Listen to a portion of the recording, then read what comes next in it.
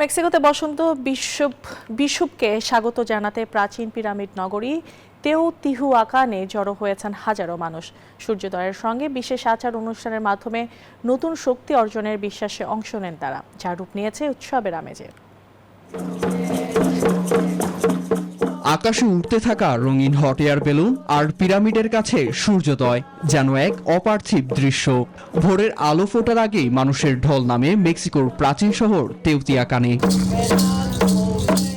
Mexico city থেকে প্রায় 50 kilometre দূরে অবস্থিত এই প্রত্নতাত্ত্বিক স্থানে সূর্য মন্দিরের সামনে জড়ো হন দর্শনার্থীরা।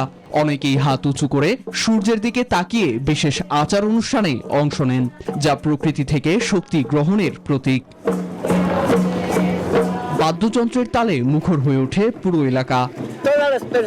এখানে পা রাখতেই মনে হয় পৃথিবীর এক ধরনের আকর্ষণ কাজ করছে। আমরা সবাই যেন সেই শক্তির অংশ। প্রতি বছর মার্চের 20 বা 21 তারিখে পালন করা হয় বসন্ত বিষুব উৎসব। এ সময় সূর্য সরাসরি বিষুবরেখার উপর অবস্থান করে, ফলে দিন ও রাতের দৈর্ঘ্য প্রায় সমান হয়।